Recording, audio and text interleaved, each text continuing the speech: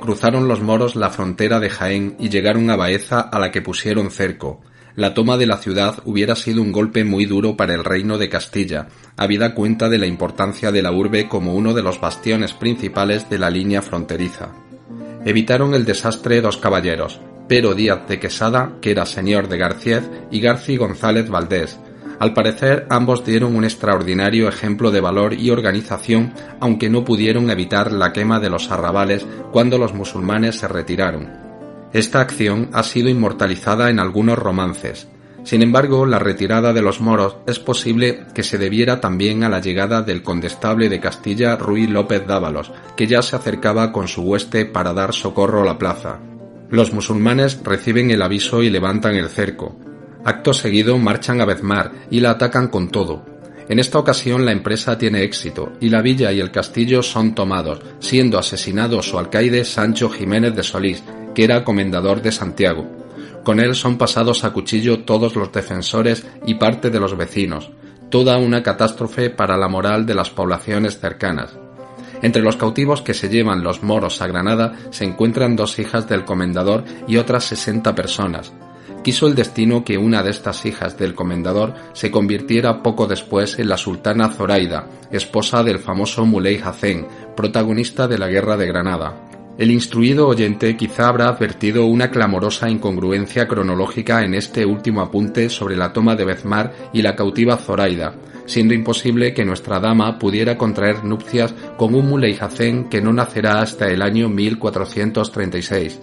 Recordemos que supuestamente estamos contando unos hechos que están transcurriendo en 1407. La razón es un lapsus en la narración del eminente Miguel Ruiz Prieto, al que vamos siguiendo de la mano de otras fuentes fiables. El citado historiador sitúa el suceso de Bezmar durante la campaña del regente Fernando, cuando en realidad tuvo lugar 64 años después. He querido traer a colación este error para señalar la necesidad de contrastar las fuentes históricas, en no atornillarse a la primera versión que cae en nuestras manos, ni adscribirse a la visión u opinión planteada por su autor, por sugestiva que nos parezca. Por eso, y porque quién sabe si la vorágine de nuestro relato nos permitirá traer estos hechos cuando el momento lo requiera, pues el siglo XV es prolijo en sucesos, habida cuenta que vamos disponiendo de más documentación conforme avanzamos en el tiempo. Por cierto, el nombre cristiano de la sultana Zoraida era Isabel de Solís. Lo que sí fue una realidad fue la toma de Antequera por Fernando el 16 de septiembre de 1410. El futuro Fernando I de Aragón pasará a ser conocido desde entonces como Fernando de Antequera. Obligado por el Consejo de Regencia a firmar una tregua con el rey nazarí Yusuf III, el regente se lanza, concluida esta, a la conquista de la plaza, que era un importantísimo enclave en el avance reconquistador. En el memorable cerco que precedió a la conquista destacó el condestable Dávalos y los caballeros del concejo de Úbeda junto a los demás del reino de Jaén, todos ellos con un papel destacado en la empresa. Se dice que un tal Fernando Ruiz de Baeza, que era natural de Úbeda, fue el primero que escaló los muros. Solamente este hecho bastaba para encumbrar a cualquier soldado, fuera cual fuera su posición. Dejó por alcaide el regente, una vez tomada la ciudad malagueña, a Rodrigo de Narváez, que, a decir de Ruiz Prieto, era también natural de Úbeda o de familia obetense. Torres Navarrete, sin embargo, afirmará que en realidad era oriundo de Jaén.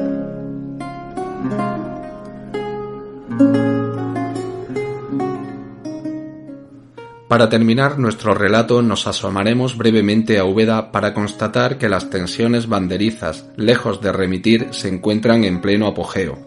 Fernando es proclamado rey de Aragón en 1412 tras el compromiso de Caspe y abandona Castilla dejando en su lugar a 4 lugartenientes. Catalina de Lancaster, madre del futuro rey, fallece en 1418 y un año después su hijo es declarado mayor de edad a los 14 años. Comienza el reinado de Juan II de Castilla. Durante esos años se siguen sucediendo los enfrentamientos en Úbeda, siendo alcaldes Diego Álvarez de Santa Cruz y Rodrigo de Mora, y en connivencia con los jefes de las familias Cueva y Molina, se reúnen en San Pablo con el objeto de preparar una comisión para pedir al rey que no envíe corregidores a la ciudad. Las experiencias pasadas les habían convencido de que evitar la autoridad real todo lo que fuera posible les dejaba las manos libres para actuar a su antojo. En medio aducían promesas de resolver los conflictos de manera pacífica por sus propios medios, o dicho de otra manera, que el monarca se metiera en sus propios asuntos y que les dejara a ellos lavar los trapos sucios en casa. Edad Media en estado puro. Uno de los puntos sensibles en el entramado de poder nobiliario era el concerniente al nombramiento de alcalde de Quesada. Esta villa, como ya hemos dicho en repetidas ocasiones, pertenecía a Úbeda y eran los caballeros subetenses los encargados de su gobernación. La designación del nuevo cargo cuando vacaba el anterior era motivo de disputas, la mayor parte de ellas sangrientas, por colocar en el puesto al candidato afín al partido aspirante. Ruiz Prieto nos da relación de los nombres de varios de estos alcaldes durante este periodo. No los vamos a referir por no hacer prolija la narración. Simplemente quedémonos con la idea general de que la ciudad de Úbeda era un campo de minas constante, donde cada frente abierto, cada nombramiento, cada resquicio de poder en juego, cada parcela de influencia estaba en el punto de mira de las facciones dominantes que no dudaban en desencadenar auténticas batallas para mantener o ampliar su dominio sobre el rival. Ni siquiera el nombramiento de corregidor en 1420 del enérgico Ruy López Dávalos consigue poner freno a estos desmanes. Bien, y con esto, querido oyente, ponemos punto y final al podcast de hoy. Aunque nos hemos adentrado un par de décadas en el siglo XV, la situación ubetense es prácticamente idéntica a la que hemos dejado en las postrimerías de la centuria anterior, por lo que no hemos sido demasiado infieles al título de este episodio, pues bien podía haber sido violencia de fin de siglo y del siguiente también. En el próximo capítulo retomaremos el hilo del relato a partir del reinado de Juan II, donde veremos cómo durante su gobierno y sobre todo en el de su hijo Enrique IV, Castilla en general y Úbeda en particular, se alcanzará el paroxismo de la descomposición de la institución monárquica frente a una aristocracia más agresiva y guerra civilista que nunca. Es el siglo de personajes tan célebres como el condestable Miguel Lucas de Iranzo, Beltrán de la Cueva o su supuesta hija Juana la Beltraneja, entre otros muchos. Con ellos la Edad Media encarará las décadas finales.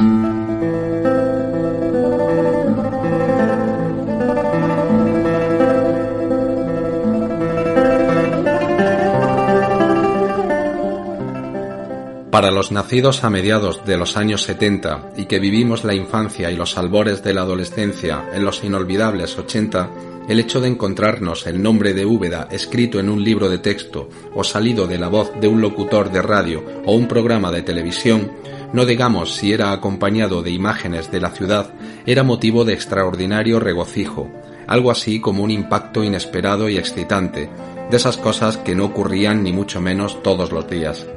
Si estábamos solos viendo la tele y de pronto surgía el nombre de Úbeda o aparecía un reportaje ínfimo de la ciudad, llamábamos a gritos a los miembros de la familia para que acudieran lo más rápido posible a verlo, no fuera a ser que se acabara enseguida y no tuvieran tiempo de llegar.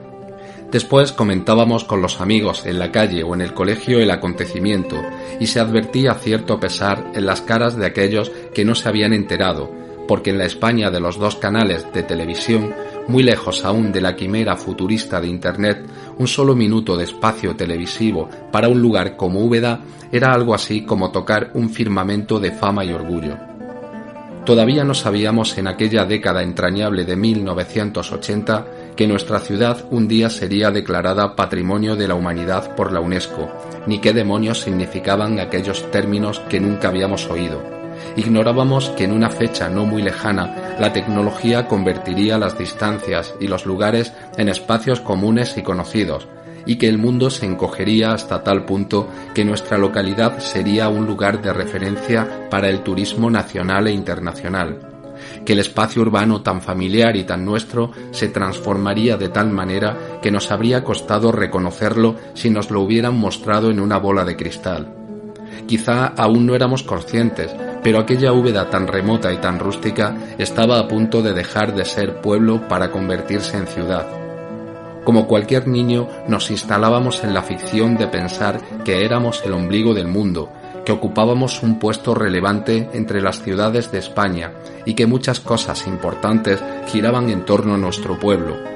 Sin la perspectiva de los viajes ni referencias sobre la realidad del mundo exterior, sentíamos un orgullo inconsciente de vivir en un lugar excepcional, histórico, agradable e influyente. Cuando pasaron los años y fuimos conscientes de lo que en realidad éramos y lo que estábamos en camino de ser, lejos de sentir la decepción hacia el ser que te defrauda e incumple las expectativas, el sentimiento de cariño y también de cierta compasión fue abriéndose paso hasta el punto de añorar aquellos años en los que Úbeda, sin que lo supiéramos, vivía dentro de su cascarón de historia y piedra, apartada de todo, todavía demasiado rural y agrícola, pero lo suficientemente moderna y comercial como para alimentar el engaño. Cuando el mundo cambió y el turismo de masas destrozó, como un elefante en una cacharrería, lo más puro de los pueblos, empecé a echar de menos aquella Úbeda de mi infancia, esa ciudad donde aún se veían árboles en las calles y donde palabras como Internet y globalización no amenazaban los sueños de los niños que crecieron en los años de frontera.